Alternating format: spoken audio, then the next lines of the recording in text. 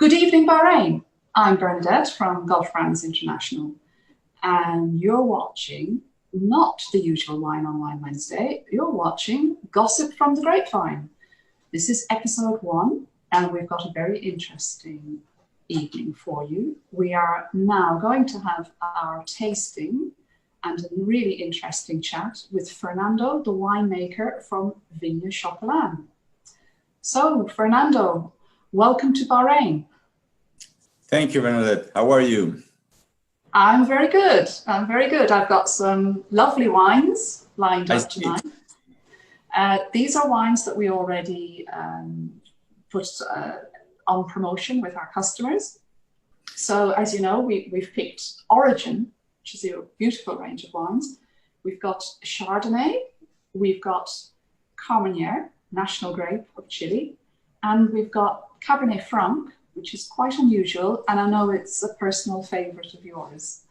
Yeah, so really looking forward to you taking us through these tonight. Yeah, so, the Origen range is our Gran Reserve range, so I like a lot this range because it's we like to show the two terroirs, the two different terroirs.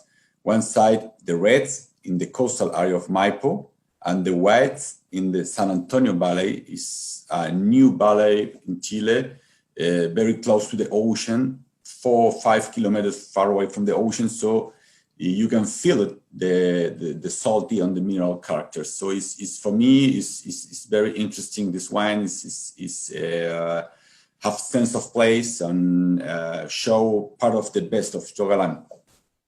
Okay, good. All right. So if we can get where Chocalan is exactly, if we look at Chile is a very long, narrow country running down the side of South America. And I think maybe most people know Santiago from when they see maybe a weather map on TV or something. So where would you be in relation to Santiago? Well, Chile is 4,000 kilometers long. So Santiago is in the middle of Chile, yeah? And our winery is located more or less 1 hour far away to the west, to the ocean from Santiago, the capital of Chile. So in the middle of Chile. Okay. Mm-hmm. Okay, and that's the Maipo Valley, you were saying?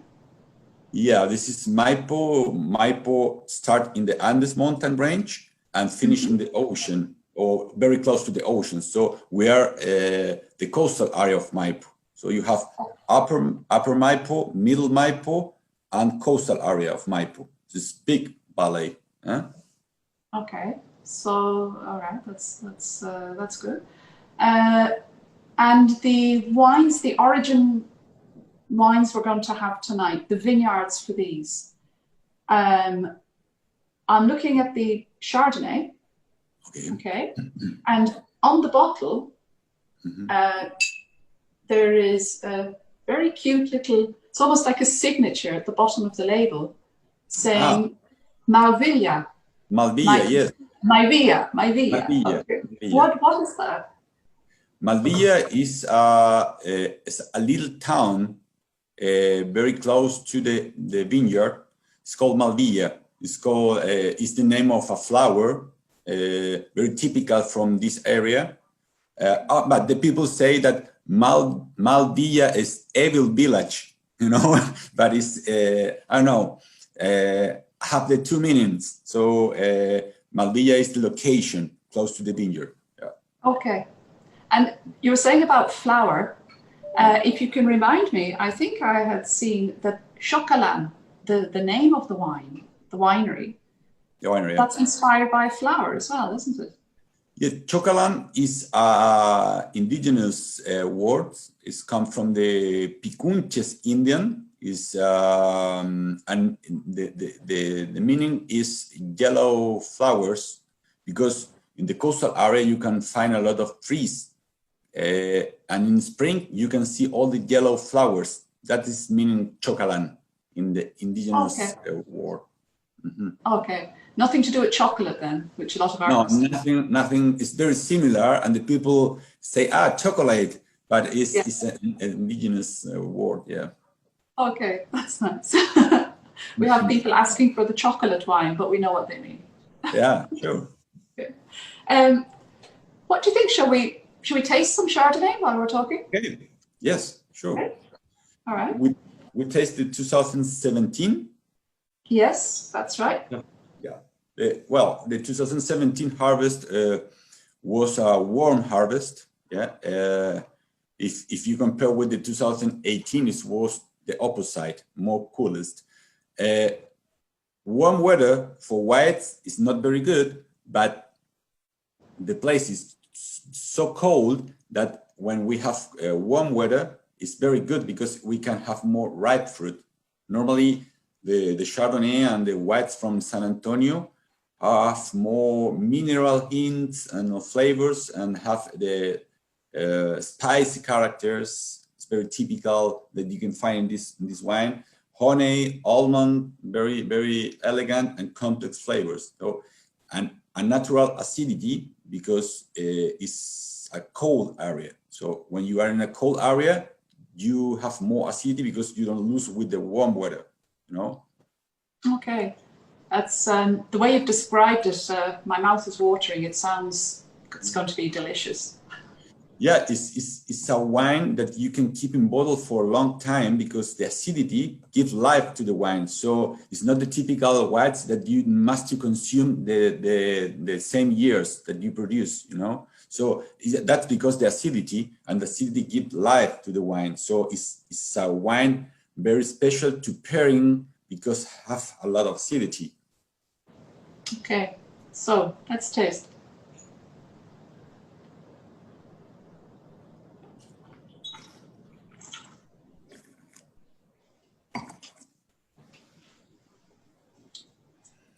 Yeah. Wow, Fernando, it's delicious.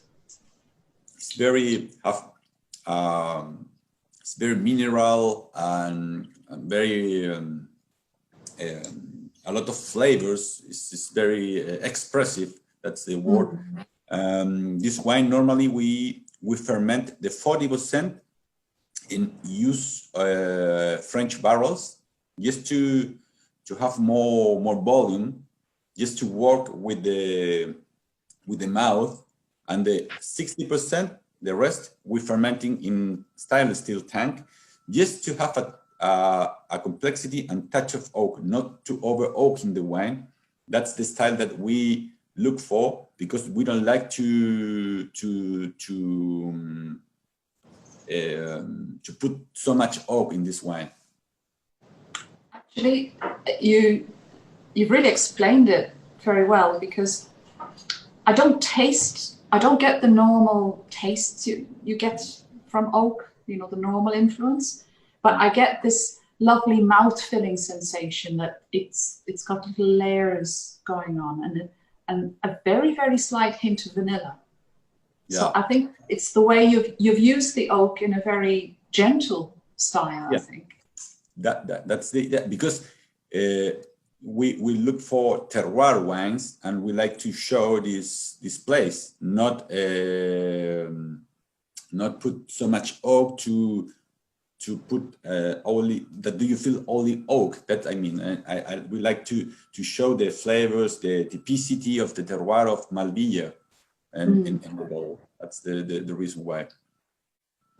Wow, well done. This is lovely. Very, very nice. This is very concentrated because the yield is very low. We produce 4 to 5 tons per hectare. So for white, it's very low production, and every year is more or less the same production. And it's not so a big amount of yield or wine. Okay. Wow, that was lovely. So shall we move on to Carmenere? Carmenere, okay. Which I know is the national grape of Chile. Yeah. Had its origins in France and found its way over to Chile. So tell us about it. Carmenere is it's a Bordeaux variety. It's a very interesting variety to make in blend because have soft tannins, low acidity, and spicy characters, and chocolate and earthy character too. So it's very, very good to blend with Cabernet Sauvignon, with Cabernet Franc, and that the Bordeaux people do. They put inside all together inside the bottle. And the history in Chile in the past 10 or 15 years ago, we think that was Merlot. And, okay. and it was very bad because we harvest very early, and Carmenere is one of the latest variety. So the Merlot was horrible. and 20 years ago, well, we see that it was Carmenere, and now we learn a lot of the variety, and obviously we harvest is the last that we harvest in the season. Yeah. It's a late ripening, isn't it? Yeah. It's very, very good. I think it's only in the last 20 years that the grape has officially been recognized. Then, once you figured out the real Merlot and the Merlot imposter. Yeah, we think we are two different clones of Merlot. Yeah. Well, but now normally it's a variety that you must put something else in the blend, not 100% Carmenere, because as I told you, it's half velvety mouth, very soft tannins, but need a little acidity and how you say, and structure. So in the 2016, we put 10% of Cabernet Sauvignon and 5% of Malbec. The Malbec give the acidity and of course flavors, and the Cabernet Sauvignon the structure, the body. Yeah. So the Carmenere can support in bottle more time because it's soft. Okay, let's have a taste and see if we can pick up these nuances you're talking about. Nose is lovely. Yeah. Have developed the now develop a very good how can you say? I don't remember the name. The bouquet. Bouquet, certainly. Bouquet. Oh, it's lovely and red fruits. Yeah, and it's very the Carmenere is very good to pairing with soft foods like I know beans or chicken, something like that. Not a very like the Cabernet Franc or Cabernet Sauvignon. This is more soft. Yeah. It's very smooth. Do you have any oaking going on in here, Fernando?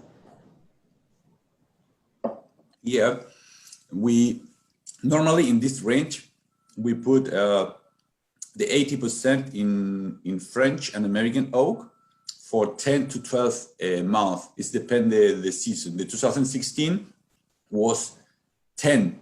I remember 10 months because in the 2016 we have a rain season. So of less structure, we must put the Cabernet to put more structure in the wine. And normally this variety like the deep soil, not very poor soil, because you must to maintain the leaf for a long time in the season. Okay, because of the late ripening. Yeah. Yes. Yeah. Okay.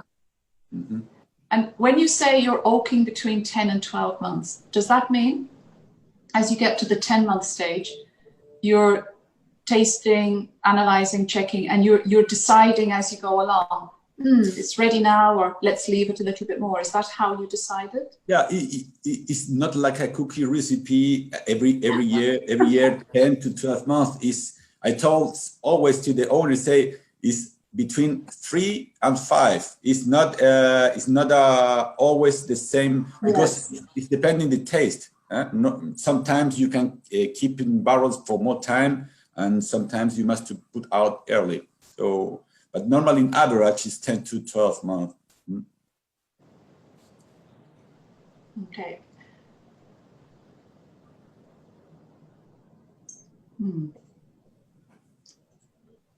So the other varietals, you said 5% Malbec? Yeah, and 10 Cabernet? Yes. Okay. Actually, the Malbec is unusual. I don't think you don't do a In Chile? Malbec varietal. Do you just have it for a little bit of blending? Yeah, but in the bedroom, in the upper category, we have a Malbec there. Oh, okay. Okay. And it's very nice because it's a cool area, and Malbec is developed very good in the cold areas. So it's completely different if you compare with the Argentinian Malbec, because the Argentinian Malbec are more in the powerful style. This is more in the more acidity on more in the wines to pairing with food, more acidity and more fresh, not a ripe fruit, more fresh nose, more flowers. That's the that you can find in the Malbec, and have a very good acidity. So that's the reason why we put in the Carmenere. Okay. Wow. That sounds like something very nice to explore then in more detail at a later stage when we get some Vitrum Malbec in. Yeah, it's very interesting. It's different, and we put in this range because we think it's something different, something special. So that's the reason why we don't put in the Origen Gran Reserva. Okay, all right. Okay, shall we try Cabernet Franc? Cabernet Franc is my favorite. Yes, I know this. And the history of this Cabernet Franc, when I arrived to the winery in the 2006, we worked with a French consultant, winemaker consultant, and he wanted to put out the Cabernet Franc. He liked to put Pinot Noir, and I say, no, it's too young. We must wait. You must to see what developed in the time, because have a very good character and have very good flavor structure. So we must wait. It's too young to take the decision, and we think we are right, because it was now it's part of our icon wine too. So it's a wine who show the typicity of the place and have a very good consistency. So that's the reason why we produce Cabernet Franc, not 100%, but we can put in the label Cabernet Franc because it's 85% of Cabernet Franc. Yes, the legislation in Chile, I think, is 85%. You can label it as a single varietal. And then you've got discretion to add some other varietals. Yeah. But it's the same like in, we follow the European rules. In the United States, it's 75% of the variety. In Chile, it's 85%. And this Cabernet Franc have, again, 10% Merlot and 5% Cabernet Sauvignon. Okay. So I think Cabernet Franc as well had its origins back in France. So you're very much keeping with these French favorites. Yeah. Well, this is a classic variety. It's the father of Cabernet Sauvignon. And, yes. Yeah, and it's very popular in Pomerol and this part of France. Yeah, and it's blended normally with Merlot. So it's here. The style of Chocalan of the Cabernet Franc is not the Loire style. The Loire is more in France, more soft, more lighter. This is in the Bordeaux style, structured wine with a lot of color, with a lot of tannins. So especially to pairing with a piece of meat or something like that is a powerful wine. Okay, great. Let's taste it. Let's see what's coming through.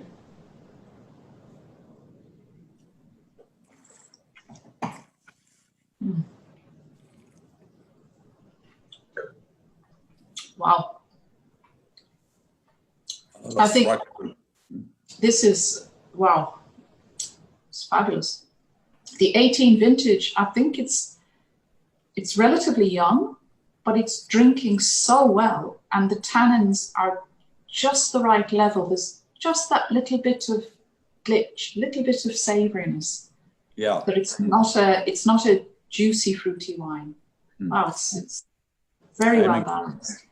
I agree with you. And the 2018 harvest is one of the best season in the last 10 years. It's very, not only I say the journalists and the wine writers say the same, that this was a very fresh harvest, and with a lot of more in the elegance, not in the powerful styles. But this Cabernet Franc is very powerful, yeah.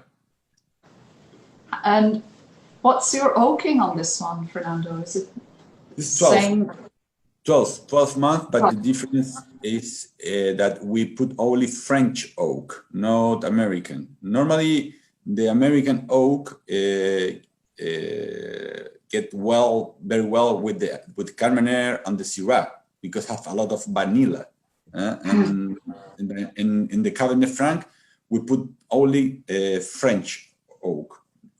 Apart new, second use, third use, fourth use, just to have a different styles inside the barrels. Okay, so as a winemaker, you're not just, in the vineyard and choosing the levels of blends and everything. You've got, it looks like you've got a lot of insight in carpentry and knowledge of wood. I don't know if there's a scientific name for that. Sorry. You, as a winemaker, because the typical impression of a winemaker would be the guy who balances the blends of the wine and says, okay, we'll put that in a barrel for a while, we'll put that in a tank for a while. But it looks like you have to have a lot of insight into the type of barrels used. Because like you mentioned, there's a difference between French oak, American oak. There's a difference on the final product, as in, is it a brand new barrel? Has it been used a couple of times? So I think this is quite technical, but obviously your skill, you decide what to do with these barrels and how they can best enhance the wine. Yeah, for me, the most important thing is work at the vineyard, of course, because if you don't have very good grape and very good management of the vineyard, if you have very good barrels but you have bad wines, it doesn't work. So we work together with Maria del Pilar González, is my winemaker. He give me advice, and we we talk together all the time, from styles, blending, oak. We work together more than 10 years. So, and she has a lot of experience. So it's interesting, and we change all the time the blended, and we try to obtain different things inside the vineyard. So it's interesting. It's when you said, and I really appreciate it when you say you have to start with the good fruit. Yeah, that's the backbone of the wine. It's a bit like putting makeup on a supermodel. If she doesn't have the bone structure to start with, you can make her look pretty, but she'll never be a supermodel. Yeah. You're right. Yeah. So the work at the vineyard and the management of the irrigation, the green harvest. Green harvest is to put out the grapes when it's green, to have more concentration and to control all the things inside the vineyard is well, not only in Chocalan, in all the world, make the difference between the good and bad wines. And since you're close to the Pacific Ocean, Yeah, very. I mean, these are so good, these wines, and the fruit is just perfect. The balance, the blend, the oak finishing, and everything. Do you get the El Nino effect? Does that, are you influenced at all by the ocean, or are you too far inland for it? Yeah, El Nino start to be a problem now because, for example, the 2020 harvest was the warmest that I remember. Unfortunately, we are very close to the ocean, 35 kilometers. So if you compare with the upper part of Maipo, we are more or less 1.5 Celsius degree less. And that make a big difference. Okay. We have 1 or 2 weeks later. So now in Chile, or I think in the future, the people start to see to the south, looking for more cold weather. Okay. So you think this is an influence, like on climate change? You think this is actually having a direct effect on the vineyard? Yes, that's his. We see in the past 10 years that is changing all the time, and all the harvests are completely different. Normally in the past it was very quiet, and normally now you have a lot of rain, a lot of warm weather. It's crazy climate. Not to. It's impossible to know if it is a normal harvest, or I don't know, maybe rain or frost, or it's crazy. Yeah. So even more challenging from you. You've got to take care of your fruit in the vineyard, work everything out, check your weather forecast, make sure the guy's making the barrels as you want. You're a very busy guy. And the challenge is all the time to see that, because we don't like to harvest overripe. That's that we look for the freshness of the fruit, the ripeness, but the freshness, the balance, not overripe, not the deshydratations in the bunches, and every year is more difficult. Okay. Well, I think we've got 3 very special wines here tonight.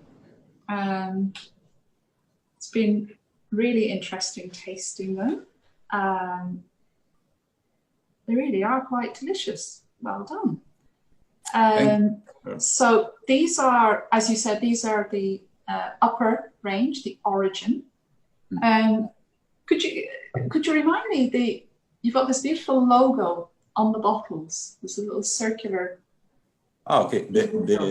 It's the icon of the symbol of the winery is the international sign of Origen. The point. And inside have a little pieces of crystals. Yes.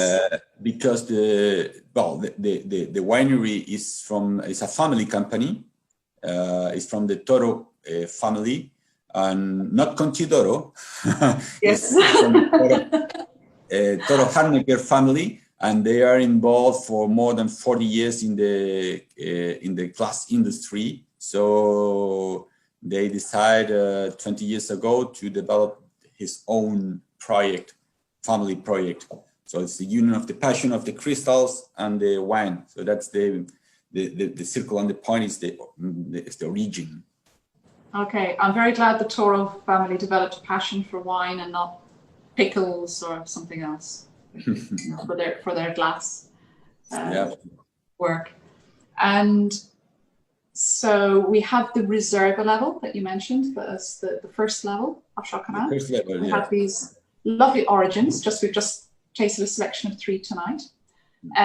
After that, we have Vitrum, which is the more premium level, and which I think we can discover a tasting again together for Vitrum. Sure. But just wanted to ask you about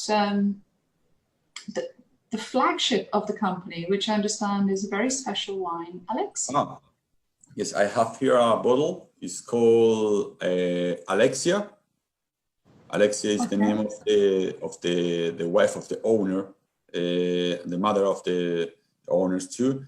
And it's a blend of Cabernet Franc, 75%, and 22, 21. It's a blend of Cabernet Franc and Merlot. Have a touch of Cabernet Sauvignon and Petit Verdot, but the main varieties is Cabernet Franc and Merlot. And well, the idea is to show a classic wine. This is 100% aged in French oak barrels, new French oak barrels for 18 months. And we separate a little block of Cabernet Franc and Merlot, very special blocks inside the vineyard. So the first production was in the 2011. So we wait a lot of time just to see that the Cabernet Franc show consistency. And the idea to have a Cabernet Franc and not a Cabernet Sauvignon is because we think that the Cabernet Franc show the typicity and something completely different if you compare with the typical Cabernet Sauvignon from Maipo, because you can find a lot of Cabernet Sauvignon, very good Cabernet Sauvignon, and we like to show something different, something with sense of place. Okay. I had a feeling that you'd had some influence on choosing the Cabernet Franc to focus on the blend. So the vintage that we have here in Bahrain is 2014. 14, yeah. Which I think should be just drinking. Now it's great. And 2014 was a cold harvest. So cold harvest, I think, cold season, sorry. And the coldest climate are better to wines for me, more freshness. The Cabernet Franc developed this typical minty and after 8 character, and mix it with cherry, and the Merlot with the softness, with the black currant, and they blended very well. They make a very good complement. Wow, that sounds awesome. I think, I think we need to taste some of that together. Yeah, sure. Yeah. Okay, Fernando, thank you so much tonight. Your friends here in Bahrain, I'm sure they're going to enjoy drinking wines and having your insights and having just some information from you about knowing more about why we like these wines so much and where the certain flavors come from and the work that goes into producing the wines. Thank you so much for your insights tonight. It's been really interesting. Thank you, Bernadette, for giving me the opportunity to explain the wines, and hope that the people can know more about Chocalan, our wines, and hope in the future can visit you in Bahrain and doing a tasting. Hope that this pandemic is over quickly, and so I'm happy to do another tasting in the future. Yes, thank you very much. We'll catch up again soon. We'll do this again together. It would be great to have you in Bahrain, because we are all thoroughly bored now that we don't have any nice visitors coming in, and we can enjoy wine together. But you know, will take a little bit longer. So in the meantime, thank you so much for tonight, for beautiful Origen wines, Chardonnay, Carmenere, and Fernando's favorite, Cabernet Franc. Cabernet Franc, yeah. Okay, thanks. Good night.